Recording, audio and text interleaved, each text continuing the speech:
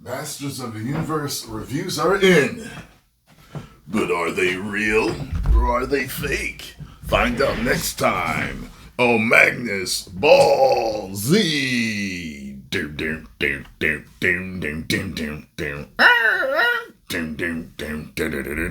Magnus Ball Z. Ha! Magnus. Rock the Magnus Ball Z. Alright, so Masters of the Universe reviews and Rotten Tomatoes score land. Does the live-action reboot have the power? See what you did there. Following mostly glowing reactions, the full reviews of Masters of the Universe are in, and as is so often the case, the consensus isn't quite as positive. Most critics seem to agree that the live-action reboot manages to capture the tone of the beloved 80s animated series, but for many, the camp silliness is simply too prevalent to take anything that happens in the movie even remotely seriously. Well, I saw the clip of Skeletor earlier. Very campy and silly. I thought it was funny. I thought it was entertaining. I did think to myself, though, could this be too much? If the whole movie's kind of like that, could it be too much? It could, as you can see. But maybe I'll end up loving it. I don't know how much I'll love something that they've said for months is going to be a modern audience movie. I've talked about this, so it's like, well, if that's what it's going to be, the rarity is that a modern audience movie is good. So hopefully it is. Hopefully. Some feel that this was the right approach and that director Travis Knight understood the assignment, but it sounds like the self-aware humor is a hit or miss. The performance, particularly Nicholas Galitzine as He-Man, come in for praise, and Jared Leto's Skeletor is singled out as a highlight. I thought he might be the standout, even amongst those critics who weren't overly impressed with the movie. Despite a more mixed reception, the social media response, Masters of the Universe is sitting at a decent 77% on Rotten Tomatoes based on 30 reviews. Okay. Let's see. It goes on to show a bunch of these reviews here. I'll take a look at a couple of them. Let me see here. All right. So, first reviews are in. Currently, it's fresh at, okay, Masters of the Universe review. He wants the power of sincerity and the shield of irony. Masters of the Universe review. Nicholas, headlines and an exhaustingly jokey He-Man movie that's mainly for hardcore fans. You know, that whole thing, it's made for the fans type of thing. Some people tend to use that as an excuse for why something is the way it is. That excuse doesn't always work. Like, for example, people said Mortal Kombat 2 was for the fans. I don't know what you're talking about.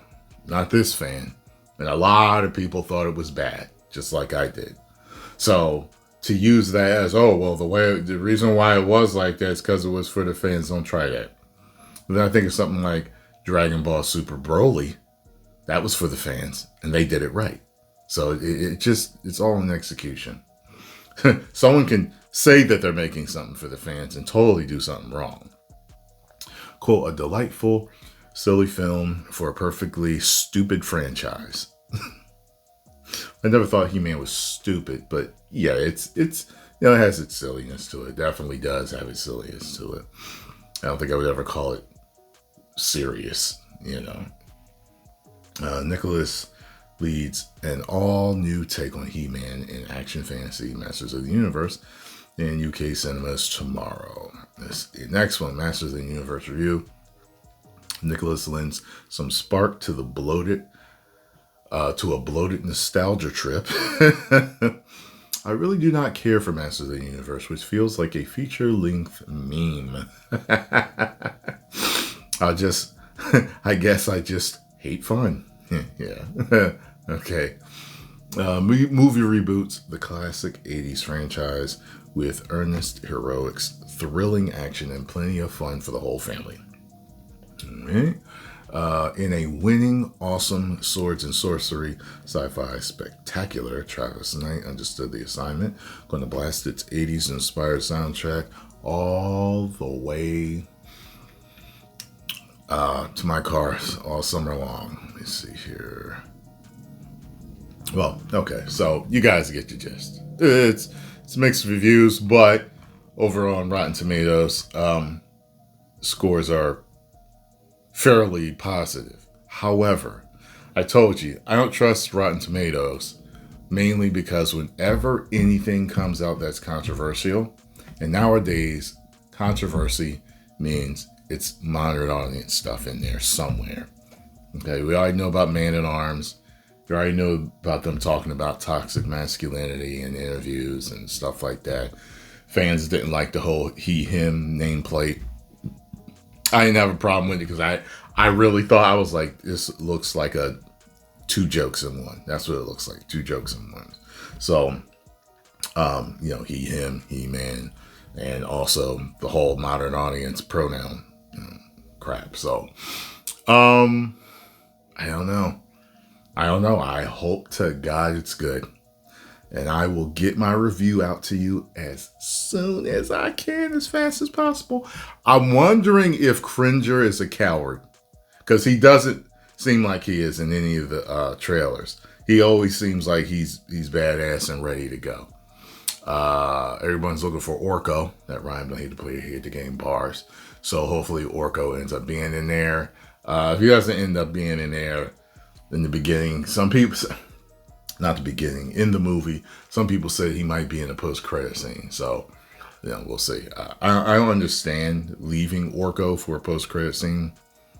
Like, I've never gotten that. Like with Street Fighter, people be like, watch Sagat be in the post-credit scene. Why? He's literally from the first Street Fighter game. But he's in the second. He's in all of them. Isn't he? He's in all of them except for 3. Street Fighter 3 series, you know what I'm saying? Street Fighter 3, and then Second Impact, and then Third Strike. Like, he's not in those, but I think he's in everything else. Like, Sagat is pinnacle. Like, anyway, I'm not gonna... Post comments down below. Let me know what you think. Do you think it's gonna be good? Or do you think it's gonna be bad? If I had to prediction, pain. If I had to predict, I think I'm probably going to give it a little bit of a wider range than what I thought of, like The Mandalorian and Grogu.